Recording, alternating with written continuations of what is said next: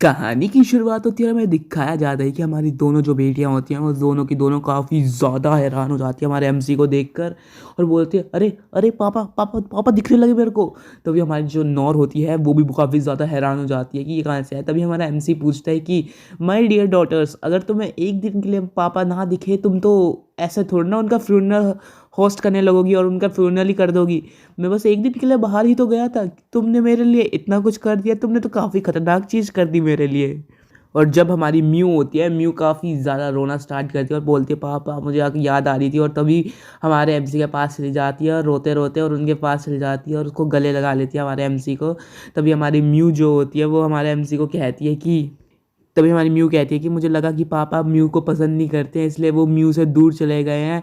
Mu mu mu काफ़ी ज़्यादा रो रही थी, म्यू को काफ़ी ज़्यादा रो रही थी, आपकी काफ़ी याद आ रही थी पापा। तभी ऐसे बोल रही थी। तभी हमारा एमसी उसके ऊपर हाथ रखता है और कहता है कि क्या तुम्हें ऐसा किसने बोला कि मैं तुमसे दूर चला जाऊँगा, और तुम ऐसे नॉनसेंस चीज़ें मत बोला करो। पापा तुम्हें बहुत ज़्यादा पसंद करते हो और वो तुमसे दूर नहीं जाना चाहते हैं और वो तुमसे दूर नहीं जाएंगे। और तभी हमारी जो नौर होती है वो भी बोलती है कि अगली बार जब तुम मेरे से दूर जाओ तो प्लीज़ आप बता के जाइएगा, क्योंकि हमें काफ़ी ज़्यादा टेंशन हो जाती है आपकी, इसलिए अगली बार से आप बता के जाइएगा, ऐसे नौर बोलती है।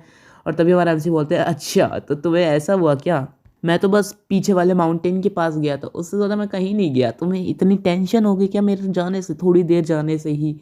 तभी हमारी जो नौर होती है वो बोलती है कि मैं गलत थी, मन के अंदर बोलती है कि मैं गलत थी, मैं ऐसा गलत सोच रही थी। और तभी हमारा जो एमसी होता है वो कहता है कि ओके सब अपने अपने घर जा सकते हैं, कि यहाँ पे सारा काम ख़त्म हो गया है और मैं सब कुछ संभाल लूँगा, बाकी सब अपने अपने घर जाएं क्योंकि यहाँ पे कुछ ज़्यादा ही हो चुका है, ऐसा बोलते हैं। और तभी हमारी जो नौर होती है वो बोलती है डैड देखो वहाँ पे मैंने आपके लिए आपका बैट रखा है, तो क्या मैं वो चीज़ खा सकती हूँ, क्योंकि आप तो वापस आ गए हो, क्या आपको चाहिए वो। तभी हमारा एमसी कहता है ऑफ कोर्स तुम खा सकती हो। तभी हमारा रोज़ होती है वो बोलती है कि थैंक यू डैड, तभी वो वहाँ पे चली जाती है। और तभी हमारा जो एमसी होता है वो कहता है कि यार ये मुझे बस लाइक नहीं करती है, ये बस ग्रीडी है बहुत ज़्यादा।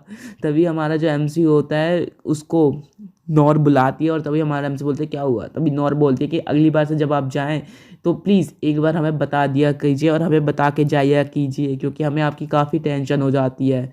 तो हमारा एमसी बोलते हैं अच्छा ऐसा क्या। तभी नौर बोलती है कि कि जो म्यू थी वो काफ़ी ज़्यादा वरी हो गई थी आपके बारे में और वो आपके बारे में काफ़ी ज़्यादा पूछ रही थी, तो प्लीज़ अगली बार से उसे बता के जाइए कीजिए। तभी हमारा एमसी बोलता है कि अच्छा तो मुझे माफ़ करना, मैंने तुम्हें वरी करवाया, लेकिन अगली बार से मैं ज़रूर तुम्हें बता के जाऊँगा कहीं भी मुझे जाना होगा तो। तभी हमारा एमसी बोलता है कि ये जो बच्चे थे काफ़ी ज़्यादा वरी हो गए थे मेरे बारे में सोचने से, ये काफ़ी एम्बैरेसिंग है, लेकिन मैं इसे लाउडली नहीं बोल सकता हूँ, इसलिए मैं इन्हें ऐसे मन में ही बोल देता हूँ। तभी हमारी जो नौर होती है वो कहती है बाय द वे अब आप कहाँ गए थे और ये आपका फ़ॉल्ट नहीं है, क्योंकि मैं आप पे ट्रस्ट ही नहीं करती हूँ। तभी हमारा एमसी काफ़ी ज़्यादा शॉक हो जाता है कि क्या वो मुझ पे ट्रस्ट ही नहीं करती है। तभी हमारी जो नौर होती है वो बोलती है कि आई एम सॉरी, हाँ ठीक है। तभी हमारा नौर होती है वो झुक जाती है और हमारा एमसी मन में कहता है कि तभी हमारा एमसी मन में बोलता है कि जो ये फेयरवेल सेरेमनी है ये बस इसकी मिसअंडरस्टैंडिंग्स के कारण इसे बनाई थी। वैसे तो किसी के बारे में मैं मन में पढ़ नहीं सकता, लेकिन लगता है कि ये मेरे पे बिल्कुल विश्वास नहीं करती है और काफ़ी ज़्यादा ट्रस्ट इश्यूज़ है इसको, ऐसा हमारा एमसी बोल रहा होता है। और तभी हमें नेक्स्ट सीन दिखाया जाता है। तभी हमारा एमसी मन में बोलता है कि माना भी जा सकता है, क्योंकि वो हमेशा से अकेली रही है, बचपन से लेके अभी तक अपने साथ अकेली रही है, और मैं एकदम से आ जाऊँ तो शेयर ऑफ रिस्पॉन्सिबिलिटीज़ उसके ऊपर कब हो जाएगी, तो वो मिस्टेक्स भी करेगी। जब वो मिस्टेक्स करेगी तो वो मेरी ही फेलियर है कि वो मिस्टेक कर रही है, क्योंकि मैंने उसे सेंस ऑफ सिक्योरिटी प्रोवाइड नहीं कर सका, और वो सेंस ऑफ सिक्योरिटी प्रोवाइड करना एक फादर का काम होता है, लेकिन मेरे ना होने के कारण वो ये सिक्योरिटी उसे मिली ही नहीं। इस कारण की वजह से वो हमेशा डिफेंसिव मोड में रहती है। यही सबसे बड़ी गलती है मेरी और मुझे इस गलती को भरना होगा और पश्चाताप मेरे को अपना आप खुद करना होगा।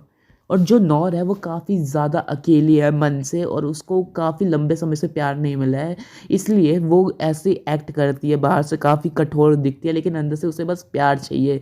और नौर इतनी शर्मीली है क्योंकि उसको कभी वो फर्स्ट स्टेप उठाएगी ही नहीं, तो ये फर्स्ट स्टेप मुझे ही हमेशा उठाना पड़ेगा। तभी हमारा एमसी फिर बोलता है कि और अगर मैं उसे कुछ प्रॉमिस करूं इस वक्त तो वो पक्का विश्वास नहीं करेगी मेरे ऊपर, क्योंकि ये माना भी जा सकता है कि वो नहीं करने वाली है। लेकिन एट द टाइम जब मुझे उसकी रिस्पॉन्सिबिलिटी मिली है तो मुझे वो करना ही होगा। एज अ फादर मुझे उसकी जो प्रॉब्लम्स है और उसको प्रैक्टिकल एक्शंस हैं उसको अच्छे से उसे समझाना होगा कि इसके कारण क्या होते हैं।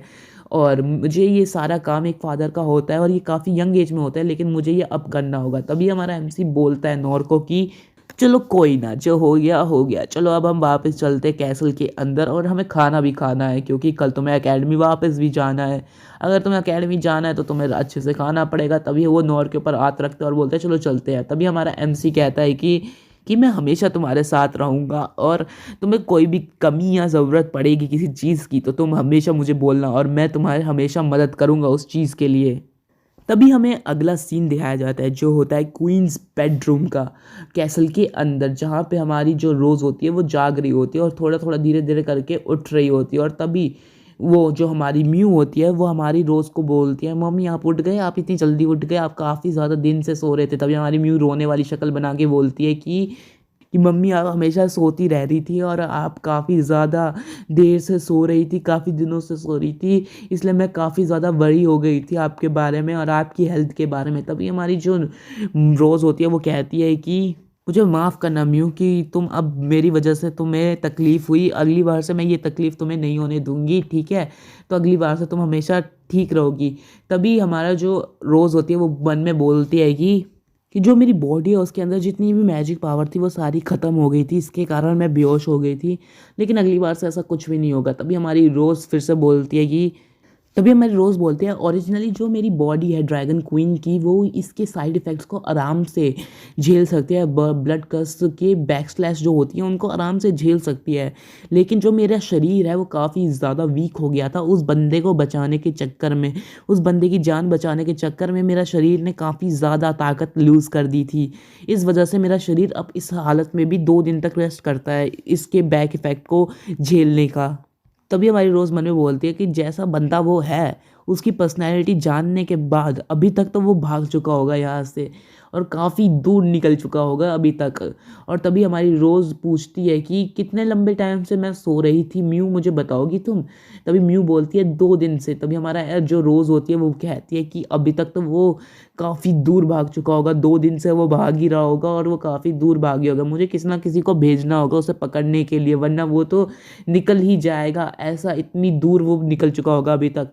तभी हमारा आवाज़ आती है कि क्या कोई म्यू डिनर में फ़िश खाना चाहेगी, और ये फ़िश काफ़ी बड़ी है। तभी हमारा एमसी आता है बहुत बड़ी फ़िश लेकर और तभी बोलता है कि मैंने काफ़ी बड़ी फ़िश पकड़ी है बैक हिल में, पता है कितनी बड़ी थी ये, मुझे काफ़ी बढ़िया लगी ये फ़िश, देखो कितनी बड़ी है।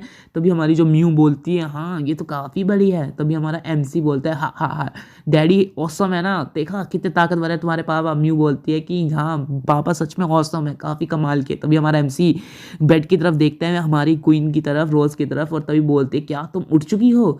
तभी हमारी रोज़ बोलती है हाँ तो तुम्हें दिख नहीं रहा क्या, मैं अंधे हो क्या थोड़े से? तभी हमारी रूज़ बोलती है कि तुम कहाँ पर थे? तभी हमारा एमसी बोलता है कि तुम्हें क्या लगता है मैं कहाँ जाऊँगा, मैं तो पीछे वाले हिल के पास गया था वहाँ पर फ्रेश हवा खाने और वहाँ से एक फ़िश पकड़ने के लिए, क्योंकि मुझे पता है मेरी वाइफ़ की बॉडी कमज़ोर हो चुकी होगी तो मैं उसको फ़िश बना के खिलाऊँगा जिससे उसकी बॉडी दोबारा स्ट्रॉन्ग हो जाए। तभी हमारी रोज़ बोलती है तुम ये कैसे कह सकते हो मेरी बॉडी कमज़ोर हो गई है, चुप रहा करो ठीक है। तभी हमारी म्यू बीच में बोलती है कि फादर को तो मम्मी से डर ही नहीं लगता। तभी हमारी जो एमसी होता है वो बोलता है कि म्यू आज तुम्हारे डैडी दिखाएंगे तुम्हें कैसे एक डिलीशियस सबसे टेस्टी फ़िश कैसे बनती है, मैं तुम्हें दिखाऊंगा और तुम्हें खिलाऊंगा भी। तो तुम क्या इसको किचन तक भेज सकती हो? अगर तुम इसे भेज दोगी तो फिर तुम्हारे डैड तुम्हें अच्छे से एकदम टेस्टी वाला फ़िश खिलाएंगे।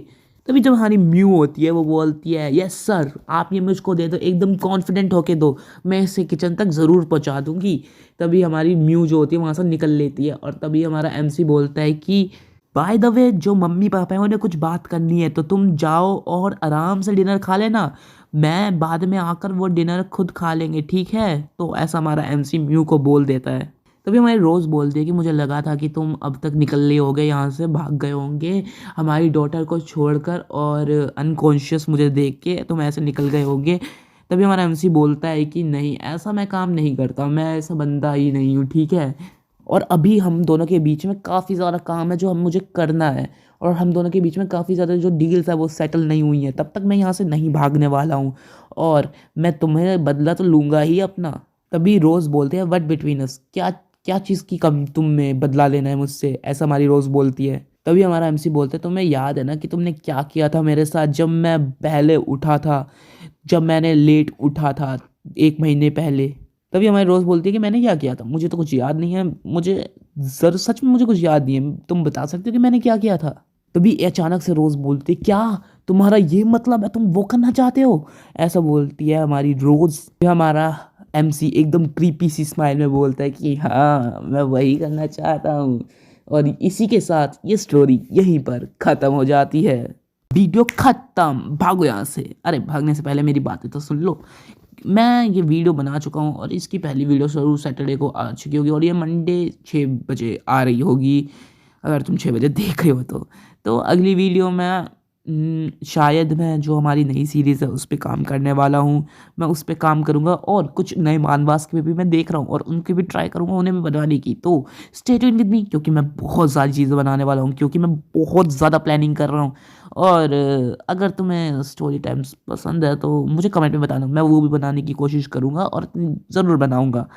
ठीक है, तो मिलते हैं अगले वीडियो में। Good bye.